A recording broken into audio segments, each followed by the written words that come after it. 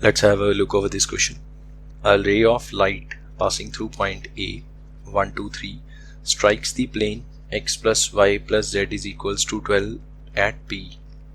ठीक है, एक लाइट की जो रे है जब प्लेन को स्ट्राइक करेगी उस वक्त जो पॉइंट होगा दैट विल बी P, और स्ट्राइक करके रिफ्लेक्ट करके पास करी, मतलब रिफ्लेक्ट करके जब दोबारा वापस गई तो C में से पास कर गई। 3, 5 और 9 जिसके कोऑर्डिनेट्स हैं, A के कोऑर्डिनेट्स हैं 1, 2, 3 जिसमें से लाइट आ रही है। अब बताओ B के कोऑर्डिनेट्स क्या हैं। ये तो आंसर है जो साथ में लिखा है, ये तो हमें फाइंड आउट करना है। अब देखें ज़रा इसका सोल्यूशन कैसे किया जाएगा। सो लेट अस से ये हमारे पास एक प्लेन है like this, here it is a plane. पहले तो डायग्राम के थ्रू समझते हैं इस क्वेश्चन को सॉल्व कैसे किया जाएगा। इसको सॉल्व करने के पीछे लाइन ऑफ थिंकिंग क्या होगा हमारा। देखिए यहाँ पे हमें पॉइंट ए गिवन है 1, 2, 3, इसमें से ऐसे लाइट आई, ठीक है, लाइट आई, पॉइंट बी पे स्ट्राइक करी, मतलब रिफ्लेक्ट हो गई। पॉइंट बी जब प्लेन को स्ट्राइक करी तो उस वक्त जो पॉइंट बना that point is B. B से वो रिफ्लेक्ट होके वापस चले गई, प्लेन से रिफ्लेक्ट होके पॉइंट बी पे स्ट्राइक करके रिफ्लेक्ट होके वापस चली गई, तो जाते वक्त सी में से पास कर गई। सी के कोऑर्डिनेट्स लिखे हैं 3, 5, 9। अब हमें बी के कोऑर्डिनेट्स फाइंड आउट करने हैं, राइट। तो सबसे पहले तो हमने ए की इमेज बनाई पॉइंट डी। सबसे पहले हमने ए की इमेज फाइंड आउट करी पॉइंट डी। अब किसी पॉइंट की प्लेन में इमेज कैसे फाइंड आउट करते हैं, इसके लिए वो प्रोसीजरल मेथड है, हम वही फॉलो करेंगे। तो सबसे पहले तो हमें इस प्लेन का एक नॉर्मल वेक्टर चाहिए होगा जो कुछ ऐसे होगा, जिसको हम कहते हैं एन वेक्टर। और प्लेन का एन वेक्टर क्या है, जो एक्स वाई जेड के कोफिशिएंट्स हैं। So in this case N vector is equals to 1 i cap plus 1 j cap plus 1 k cap। अब ये जो n वेक्टर है ये AD लाइन के साथ पैरेलल है ना। तो AD लाइन की इक्वेशन फाइंड आउट की जा सकती है।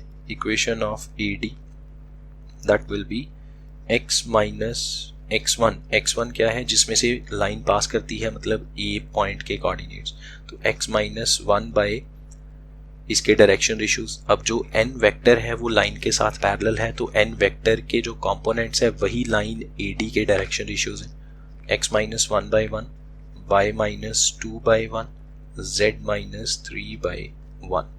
ठीक है, इसको हमने लैम्डा के इक्वल किया लेट अस से।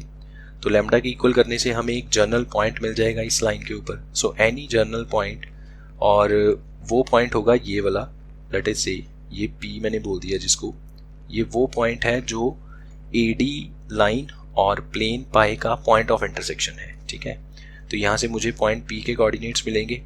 एज यू नो ये हम करते ही हैं जब हम किसी पॉइंट की इमेज फाइंड आउट करते हैं, तो ये वही प्रोसीजर हम फॉलो करेंगे यहाँ पे भी। तो x माइनस 1 बाई 1 को लैम्डा के इक्वल किया, तो यहाँ से आएगा lambda plus 1 comma lambda plus 2। Similarly z की वैल्यू आएगी lambda plus 3। Now this point P lies on the plane, तो इसको हम प्लेन की इक्वेशन में पुट करेंगे x plus Y plus Z is equal to 12 में। So you will get lambda plus 1 plus lambda plus 2 plus lambda plus 3 is equals to 12। So यहाँ से क्या आएगा, 3 lambda is equals to 6। So lambda is equals to 2। तो P के coordinates हमें मिल जाएंगे।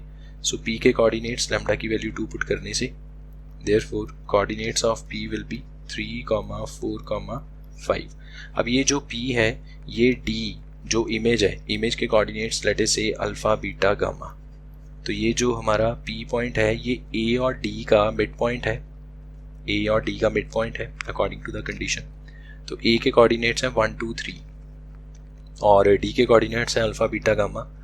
सो P के कोऑर्डिनेट्स हम कैसे फाइंड आउट कर सकते हैं, 1 plus alpha by 2 comma 2 plus beta by 2 comma 3 plus gamma by 2। ये हमने क्या किया, मिड पॉइंट फार्मूला अप्लाई किया A और D पे, और ये P के कोऑर्डिनेट्स बन के, P के कोऑर्डिनेट्स तो हमने ऑलरेडी फाइंड आउट किए 3, 4, 5। तो इसको कंपेयर करेंगे तो अल्फा की वैल्यू देख लो यहाँ से क्या आई, 2, 3 ज़ा 6 माइनस 1 5। बीटा आपके पास आ जाएगा 4, 2 ज़ा 8 माइनस 2 6, और गामा कितना आएगा यहाँ से 10 माइनस 7, 10 माइनस 3 7।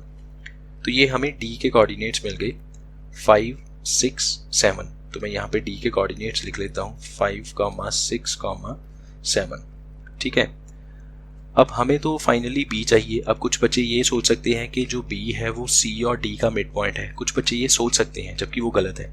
ये थोड़ी ना लिखा हुआ है कि जो ए की इमेज आएगी, जो भी आएगी, जो हमने डी मानी इस केस में, वो सी से बिल्कुल उतनी ही, मतलब उस डी का डिस्टेंस बी से उतना ही दूर है जितना बी और सी दूर है। तो सी कहीं भी हो सकता है।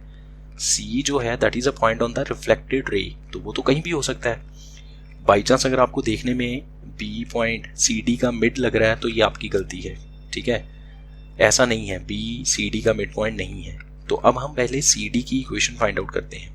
तो सी डी की इक्वेशन फाइंड आउट करने के लिए 2 पॉइंट फॉर्म लगाएंगे। सी के कोऑर्डिनेट्स पता है, डी के कोऑर्डिनेट्स पता है, 3, 5, 9 और 5, 6, 7। तो मैंने ज़रा डायग्राम दोबारा से बना ली जितनी मुझे चाहिए थी। अब मैं इस लाइन सी डी की इक्वेशन फाइंड आउट करूँगा।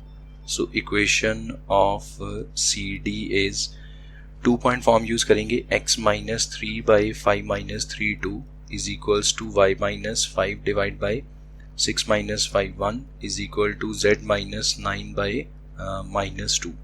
लेट से इसको कुछ भी मैंने k मान लिया, let say this is equal to k। तो यहाँ से मुझे एक जर्नल पॉइंट मिलेगा सी डी लाइन के ऊपर, उस पॉइंट को मैं b का नाम दे दूंगा और उस b को हम पुट करेंगे प्लेन की इक्वेशन में, बिकॉज जो p है that is the point of intersection of line and plane. तो बेसिकली अब हम क्या कॉन्सेप्ट यूज करने जा रहे हैं, we need to find the point of intersection of line and plane. तो उसके लिए हम क्या करते हैं, लाइन की इक्वेशन पे जनरल पॉइंट, उसको वो वाला पॉइंट लेट कर लेंगे जो पॉइंट ऑफ इंटरसेक्शन है, उसके कोऑर्डिनेट्स को प्लेन में पुट करेंगे। तो यहाँ से मेरे पास एक जनरल कोऑर्डिनेट्स आ जाएंगे, that will be 2k plus 3, 1k plus 5 और माइनस 2k प्लस 9। तो लेट अस से ये जो कोऑर्डिनेट्स हैं ये b के कोऑर्डिनेट्स हैं। अब क्योंकि अगर ये b के कोऑर्डिनेट्स हैं तो ये प्लेन की इक्वेशन को भी सेटिस्फाई करेंगे। तो प्लेन की इक्वेशन क्या है हमारे पास, x plus Y plus Z is equals to 12। तो हमने ये वाले coordinates x plus Y plus Z is equal to 12 में पुट किए। So you will get 2k plus 3 plus k plus 5 minus 2k plus 9 is equals to 12। तो एक तो यहाँ से 2k कट गया और k की वैल्यू आएगी 9 और 3 12, ये भी कट गया -5। अब ये वाली वैल्यू हम b के कोऑर्डिनेट्स में पुट करते हैं। सो यू विल गेट -7, 0 और 19। So these are the coordinates of point b।